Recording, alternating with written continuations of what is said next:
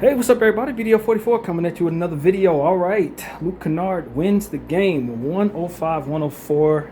Basically, like the buzzer was like 0.3 seconds left. Luke Kennard hit a wide open three. We overcame the Zebras tonight. They were absolutely and utterly opposite opponents, opposition, whatever the word is. They were ops for show tonight, all the way through the second half, rather. They were completely and utterly against us. But we overcame them. Hopefully they lost money tonight. And 105-104 was the score, man. I am so thrilled. My prediction earlier, or my anticipation, I guess is a better way of putting it, was that this would be a very tough game, nationally televised game. The Magic's playing for something. The Lakers are playing for something. The Magic's had our number. We're in their building tonight. I just knew this was going to be a game. Likely it was going to give us a lot of trouble, and it did. It gave us a lot of trouble. I thought it was going to be special, and it was. And so I trust those instincts, man. First quarter, Lakers 37, Magic 30. Second quarter, Lakers 25, Magic 35. Third quarter, Lakers 20, Magic 22. Fourth quarter, Lakers 23, Magic 17. Very inconsistent offense from both squads. Just tale of two halves. We overcame the Zebras, man. It really was that simple. The Magic played a tough game. They were really, really good defensively. I got some positive things to say about some players on their team, some frustration as well. So, this was a playoff-like atmosphere, and we needed a big shot, man. We couldn't seem to get nothing going in that second half offensively. Went through this long stretch in the third quarter where Luka couldn't hit a shot, man. It was looking bleak. We were down by as much as, 5 with like a minute and 3 seconds to go or something like that, and we overcame it with the Luke Kennard three-point shot. Man. I'm so happy to have won this game because I really was going into it concerned, really going into it tired of losing to the Magic, honestly. Really tired of losing to the damn Magic. So this was great. And then they beat us in so many close games, man. It's like they're Nuggets East, you know what I'm saying? Every game we play against them, it's either us getting blown out or it's like a buzzer shot where they hit the shot or we miss free throw or whatever the hell. Close games. To get them in this fashion is absolutely poetic justice. I could not have written up a better script to snap the 4-game losing streak against this franchise. So, here we go.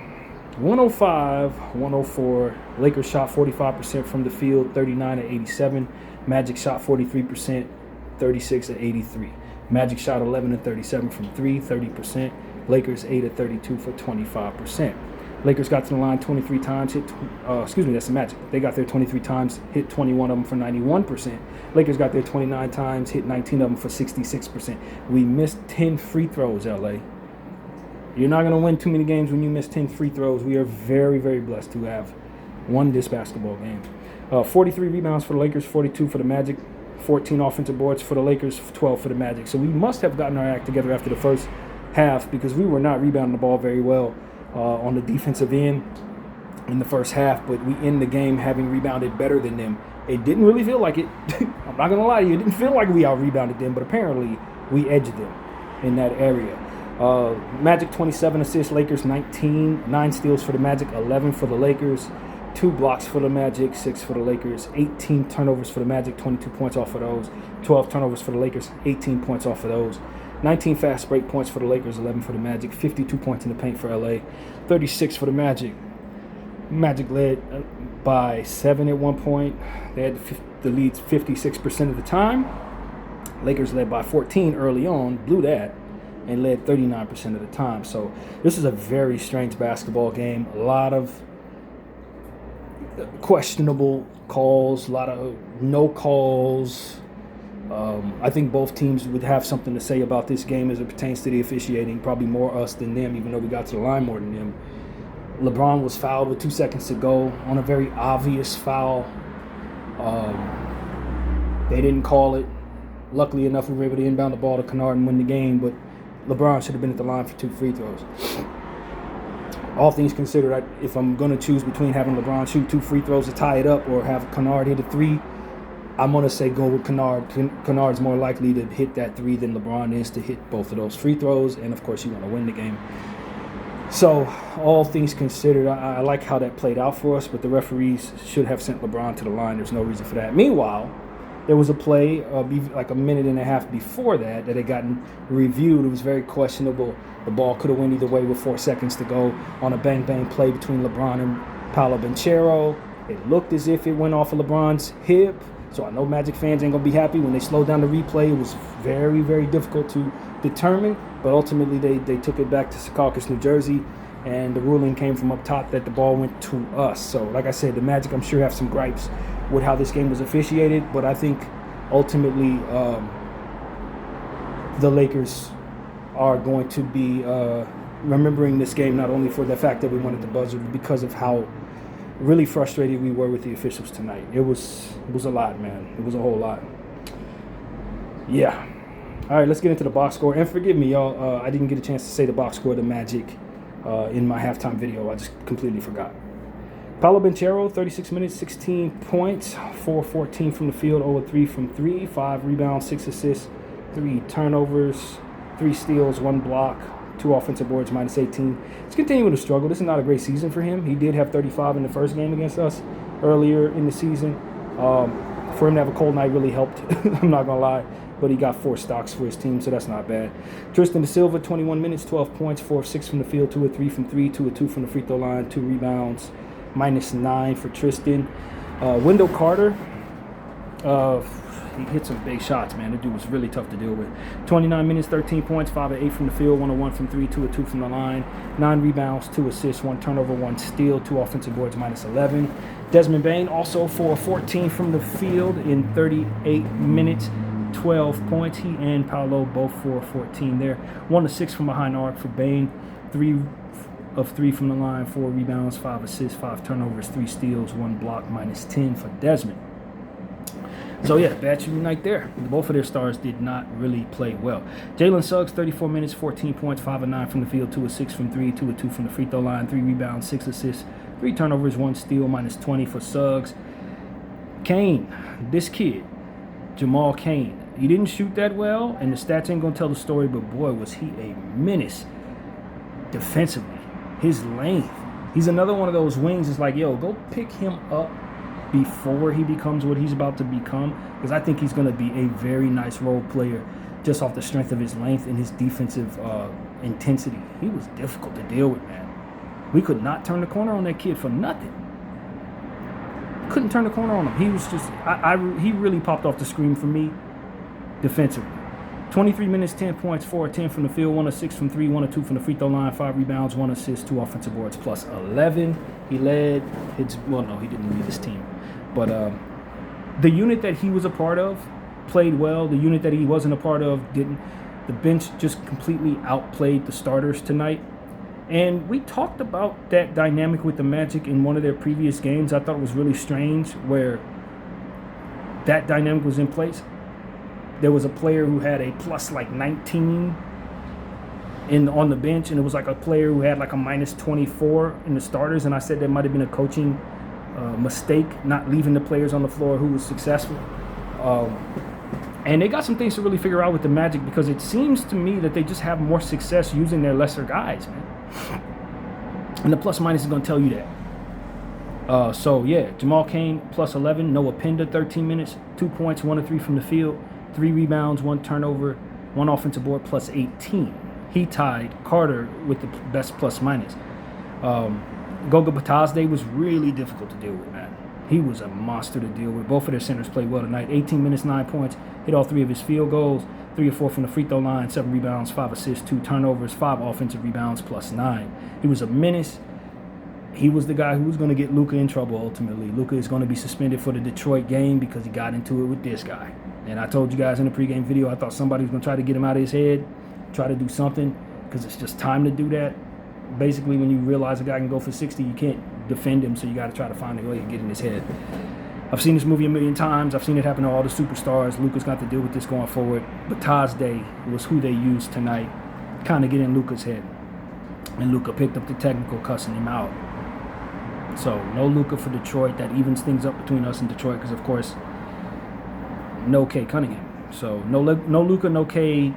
I don't like that for us, but that's what the situation is. So, Goga did that. Javon Carter, very difficult to deal with tonight. 21 minutes, 13 points, 5 of 13 from the field, 3 of 11 from 3. We definitely like the inefficiency there. 2 rebounds, 1 assist, 1 turnover, 1 steal, plus 18. And Jet Howard, 7 minutes, 3 points, 1 of 3 from the field, 1 of 1 from 3, 2 rebounds, 1 assist, plus 7. So you see their bench. Kane plus 11, Penda plus 18, Goga plus 9, Carter plus 18, Jet Howard plus 7, and their starters. Paolo minus 18, Tristan minus 9, Wendell Carter minus 11, Desmond Bane minus 10, Jalen Suggs minus 20. They're just better with their bench on the floor. Now maybe that has to do with who we have on the floor at the same time. Maybe Luka's out during that, so that makes sense when you look at it. But this isn't the first time we've seen this dynamic with the Magic. It's a real thing. So if they're going to figure themselves out, they would be wise to, study the game where this happened and the other one where that occurred. Maybe it was the Washington Wizards or something. They have some issues with who they can get the most out of. So that's what I noticed. I'm glad we were able to win the game because their bench was monstrous. Jamal Cain is now on my wish list as a Laker. I want to pick him up as a wing. There's a million wings around the league. Maybe I'll do a video on that don't really have a name yet. That if you need length and you need somebody that can really help you on both sides of the floor, who's going to be difficult to deal with defensively, someone who can be a part of raising your overall defensive identity. If we were to pick up Jamal Cain, that would help a lot. And there are several guys in the Eastern Conference that I've been paying attention to. Noah Penda is also on that list as well. The Magic have just done a good job of putting those type of players on the team. Tristan da Silva, another one. They've done a great job of drafting those type of guys and going forward. If they can find a way to get those people on the floor, because their stars also play those positions. But if they can find a way to get those people on the floor, I think they're going to be an extremely difficult team going forward. So, yeah, a lot to say about the Magic, man. A whole lot to say about the Magic. Their defense was tough. I'm glad Franz wasn't out there. I'm glad Black wasn't out there. I'm glad Isaac wasn't out there.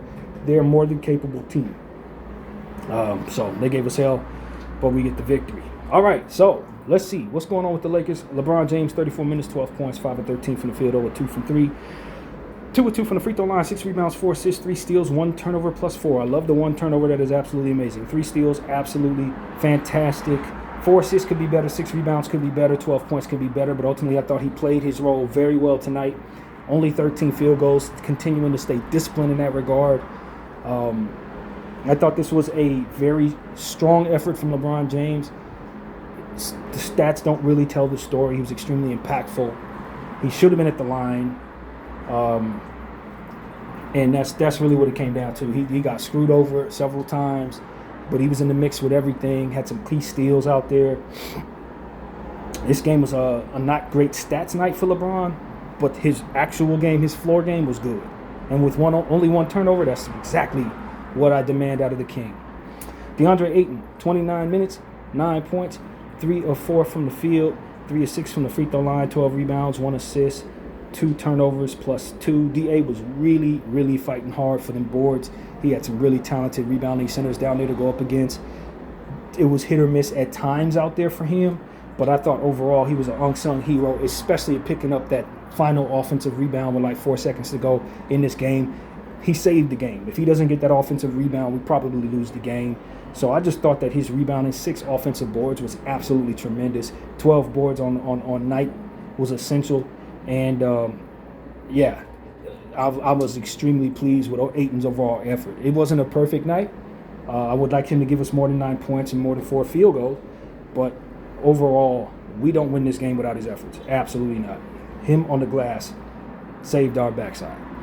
Marcus Smart, 31 minutes, 2 points, 0 of 3 from the field, 0 of 2 from 3, 2 of 2 from the free throw line, 1 rebound, 1 assist, 1 steal, 1 turnover, 1 offensive board plus 1.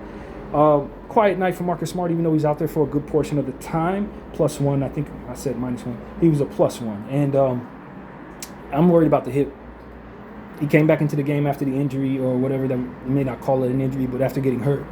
He did come back in the game and finish the game strong. But now we got to get on a flight. That's a thing, you know what I mean? In these type of situations where you get a little stretch injury or tissue or whatever it is, injury, bruise or what have you, sometimes going up in the 30,000 feet can make it a little more difficult. So hopefully he gets a nice rest and feels great for the Detroit game. We're going to need him since Luka will not be out there. But I would not be surprised if he doesn't play in that game, especially if his body doesn't react well to it. So that's what I will say. I'm not sure what the what the injury, quote unquote, is. But I know he felt awkwardly early in that first half and gutted it out, came back, played hard.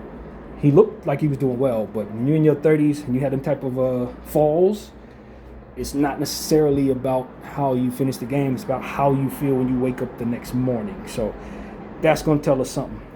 We'll know. Luka, 38 minutes, 33 points, 12 of 30 from the field, 3 of 13 from 3, 6 of 9 from the free throw line, 5 rebounds, 8 assists, 4 turnovers, 4 steals, 1 block, plus 10, 1 offensive board as well. Bad shooting night for his standards. Even though he walks away with 33 points, that's still MVP type stuff. 8 assists, fantastic. 4 turnovers, not great. 3 is the limit. 3 of 13 from 3, not great. We don't like that at all. 6 of 9 from the free throw line is okay. So ultimately, he was 1 of 3 in the areas that we most care about. Of course, we needed all that he gave us. If he didn't give us some 33 points, we lose by 1,000,000. So it's not even a conversation about whether or not he showed up tonight. He definitely did. The 4 steals and 1 block. I mean, you got to give him credit for what he's doing defensively. I don't think people are talking about it enough. You can talk about the scoring that he's been giving you, but if you look at the stocks, they've been almost as impressive. You consider he had 5 in the last game, 5 in this game. I think he had 5 in the game before that too. So he is doing monster MVP stuff on both sides of the floor, and I thought this was one of his better defensive games, stealing the ball in transition, swiping at it, making things happen. And it was just a tough shooting night. You know, that's what it really came down to. A couple of those shots that he would love to have back.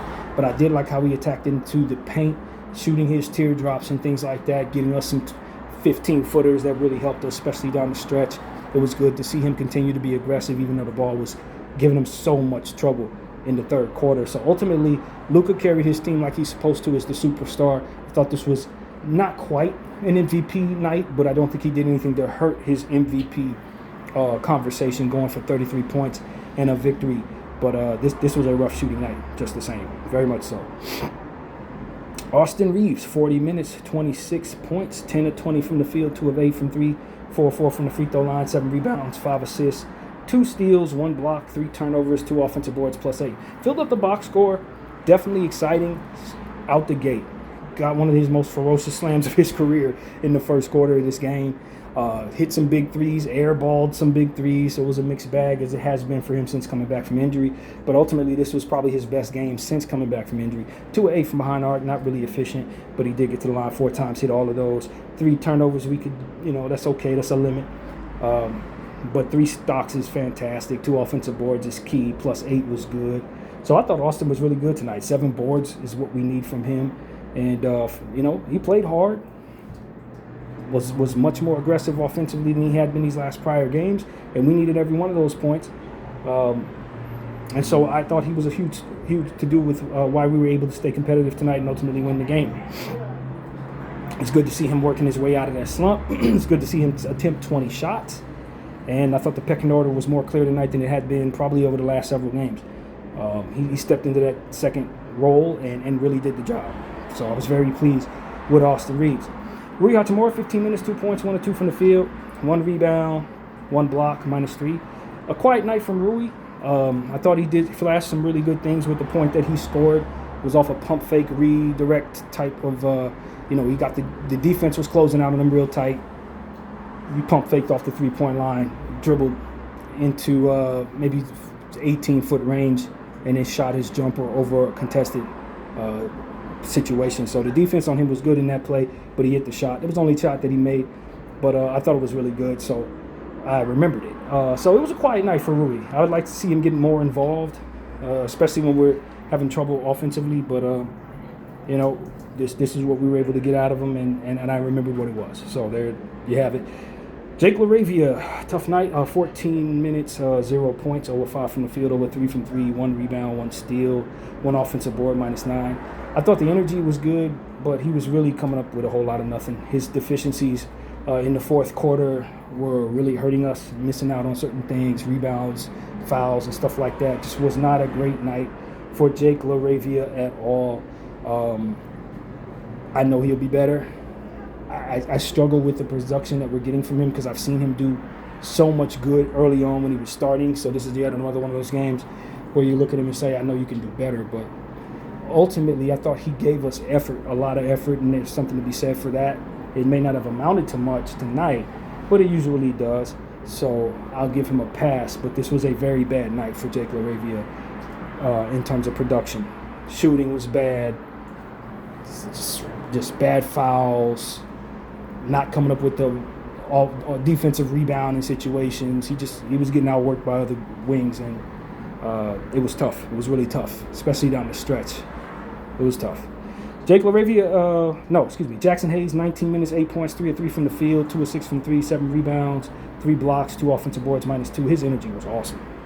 Jackson Hayes' energy was absolutely fantastic. Them 7 boards came through. He missed them free throws, which kind of hurt us. If he would have hit those free throws, it's been a much easier game for us because he did go down to the line in the crunch time and missed both of them. But some of the lobs that he was able to catch were just impossible. Not the greatest tosses. Caught a dart from Luka, caught a off, pass from LeBron. So he just had great hands tonight on rebounds and on dunks and layups and stuff like that. I thought he played a great game. And this is 2 games in a row where he's played well after having about 5 games in a row where he was terrible off injury. So it's good to have him back playing well. Guys were looking for him. His energy defensively was fantastic. Those 3 blocks were tremendous, especially the one in the fourth quarter. I just thought he was all over the place, man. He was all over the place. That dude was a monster tonight. Definitely loved what I saw from Jackson Hayes. And Luke Kennard. I'm giving the game ball to Luke Kennard. I am giving the game ball to Luke Kennard. 20 minutes, 13 points, 5 of 7 from the field, 3 of 4 from 3, 3 rebounds, 1 turnover, -6, 1 offensive board as well. Obviously, he hit the game winner. I thought he also found a way to get out of that shooting slump, which we've been waiting for. He had been really struggling over the last, say, 4 games with not only missing shots but also turnovers as well. And so tonight he came out and looked good from the start. They got him the ball. We were looking for him a little more, as I said, that we needed to. And he was able to give us some real point production tonight. And I just want him to continue to be aggressive. People have been calling him to shoot the ball. I personally like when he passes up shots sometimes because he creates a lot of trouble for the defense when he dribble drives. Creates even more open shots than the shots he takes in some of those situations, or the shot that he otherwise would have passed up. But he does need to shoot the ball, and I thought he did a much better job of keeping it simple and just letting it fly. And he hit a shot, 3 of 4 from behind the arc with the game-winning 3. We need him to continue to keep it simple. I understand that one of the reasons why he's the best shooting percentage, 3-point shooting percentage player in the league is not only because he's extremely gifted shooting the ball, but it's because he's extremely careful with what shots he takes. And a lot of times we just need him to take the shot. Just take it. And I think in the midst of him trying to be careful, he kind of got himself out of rhythm over the last several games. So tonight he played it very simple. He didn't run off the 3-point line unnecessarily. He took the shots that were given to him, created to him by his ball handlers, and he was able to help his team even more. So tonight, this was the game ball night for Luke Kennard. We've been waiting for him to snap out of his slump, and boy, did he snap out of it in emphatic fashion and really etched his name in Laker lore, beating a team that we've struggled against for the last 2-3 years to beat in a fashion that they have beat us in by hitting the game-winning shot as time was basically expiring. He saved our night, saved our winning streak, which is at 9 at this point, and ultimately continue to build upon an already surging energy for our team. When we talked about how frustrated we were earlier in the season with the person that we traded to get him, this is like night and day. I'm extremely happy to have Luke Kennard. I feel extremely comfortable with him on the floor, and tonight etched him in Laker lore. Salute the Kobe minute, very fittingly. Luke Kennard gets the game ball for hitting the game-winning shot and for snapping himself out that slump. So that's where we're at, man. That is where we're at. Great win, 9-game winning streak. Los Angeles Lakers 3 full games above whoever the hell's behind us. Got the tiebreaker against all those teams. We really helped ourselves tonight. And sent Orlando into the 7th seed, something they desperately need not let happen. And there's a 4-way tie in the Eastern Conference between 6 and 9 at 38 and 32. So, yeah, that is crazy. Atlanta, Orlando, Philly, and Miami. So Atlanta, Philly, and Miami owe us lunch for beating the Orlando Magic and sending them back to the spaces they're all in. I don't know who has tiebreaker in those situations. but it's gonna be a hell of a thing in the Eastern Conference there. Meanwhile, we don't necessarily have that problem.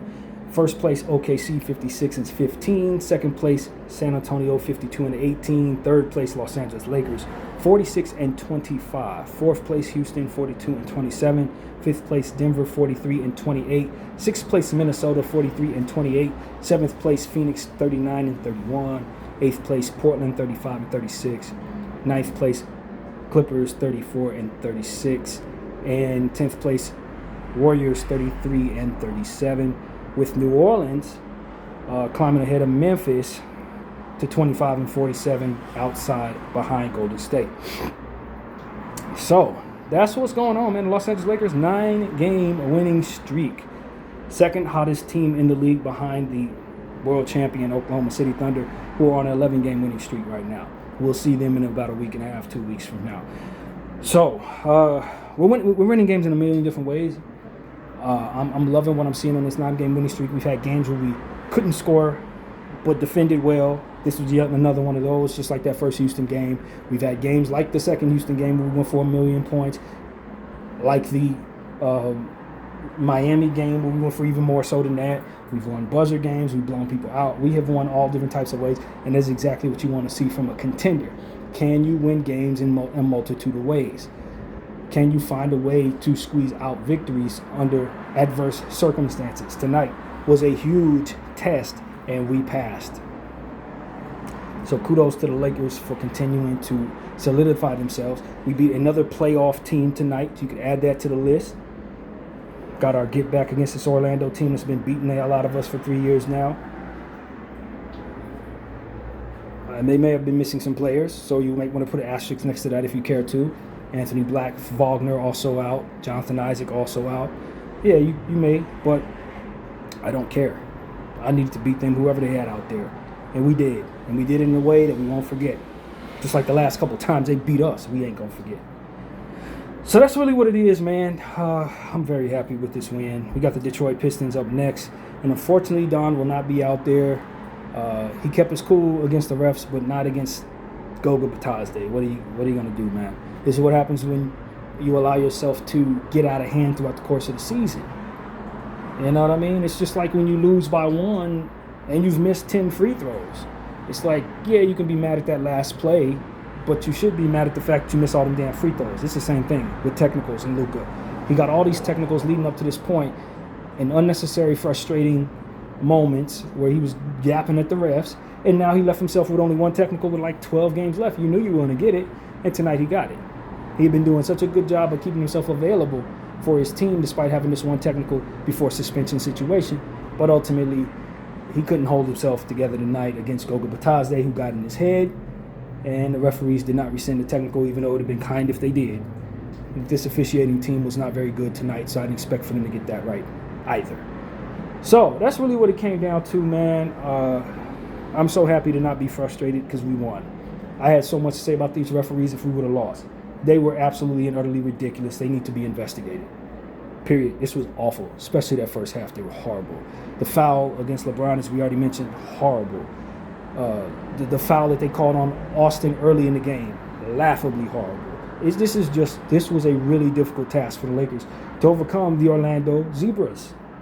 I mean, the Magic pose enough of a problem with their defensive play and their rebounding.